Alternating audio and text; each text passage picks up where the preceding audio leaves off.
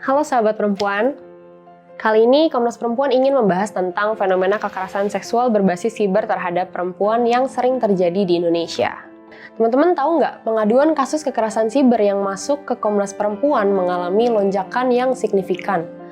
Pada tahun 2017, Komnas Perempuan menerima 16 pengaduan kasus kekerasan berbasis siber dan pengaduan ini meningkat menjadi 1.721 kasus pada tahun 2021. Peningkatan pengaduan kasus kekerasan dengan media teknologi ini dapat dilihat sebagai pola atau cara baru yang menjadikan perempuan sebagai sasaran kekerasan seksual.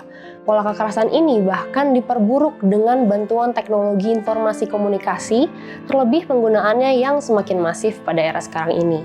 Kekerasan siber terhadap perempuan dalam Undang-Undang Tindak Pidana Kekerasan Seksual atau TPKS dikenali dengan istilah kekerasan seksual berbasis elektronik atau KSBE.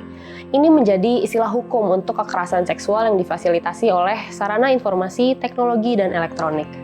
Ada banyak bentuk kekerasan terhadap perempuan yang difasilitasi oleh teknologi, seperti peretasan, penyebaran konten seksual, pelecehan, pendekatan untuk memperdaya korban, pengiriman pesan seksual, stalking, pengancaman, revenge porn, hingga transmogrifikasi. Namun, Undang-Undang Tindak Pidana Kekerasan Seksual ini saat ini hanya mengenali sebagian jenis kekerasan siber dari yang disebutkan tadi, sehingga tidak semua kasus kekerasan siber terhadap perempuan dapat dijangkau oleh UU TPKS. Meskipun demikian, KSBE telah menjadi istilah hukum di Indonesia. Sebab itu, pengembangan pengetahuan yang dilakukan oleh Komnas Perempuan saat ini tetap menggunakan istilah KSBE. Demi memperkuat pengetahuan dan rekomendasi terkait KSBE, Komnas Perempuan memperdalam pengetahuan dengan melihat dan membandingkan mekanisme pencegahan, penanganan, dan pemulihan korban KSBE di berbagai negara. Setidaknya ada 7 negara yang menjadi sasaran analisa pengembangan pengetahuan ini, yaitu Jerman, Inggris, Korea Selatan, Australia, Filipina, India, dan Pakistan. Negara-negara ini dipilih karena tingginya kasus dan praktik KSBE yang telah terjadi di negara tersebut.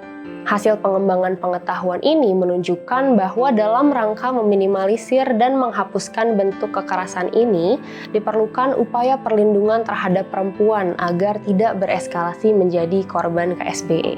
Undang-undang yang dibuat dapat menjadi dasar bagi korban atau mereka yang berisiko menjadi korban untuk meminta perlindungan agar tidak mengalami viktimisasi dan reviktimisasi.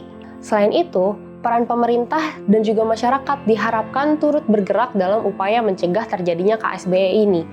Demikian bisa dilakukan dengan memberikan edukasi terkait keamanan siber, etika bermedia, hingga membentuk kesadaran bahwa pencegahan atas kekerasan berbasis gender adalah hal yang penting dan juga telah dilakukan oleh beberapa negara. Komnas Perempuan menemukan terdapat sejumlah situs yang telah dibuat untuk memberikan informasi terkait hal-hal tersebut. Selain itu, kami juga menemukan adanya inovasi teknologi yang digunakan untuk mencegah tersebarnya konten intim korban. Inovasi ini diharapkan dapat meminimalkan kerugian dan penderitaan bagi korban. Sahabat perempuan, kita mesti belajar dari berbagai negara dalam penanganan KSBE. Setidaknya ada 4 rekomendasi Komnas Perempuan untuk menyikapi hal ini. Yang pertama, memperkuat pemahaman aparatur penegak hukum akan pentingnya pengentasan KSBE dan pemulihan korban. Yang kedua, memperkuat mekanisme keamanan dan perlindungan di media elektronik. Ketiga, memperkuat mekanisme pemulihan dan pendampingan pada korban. Dan yang terakhir, meningkatkan literasi publik di ruang siber dengan menekankan etika menggunakan sarana elektronik dan kesetaraan gender. Selain itu, Komnas Perempuan juga telah menyusun dan merekomendasikan instrumen pencegahan KSBE untuk penanganannya di Indonesia.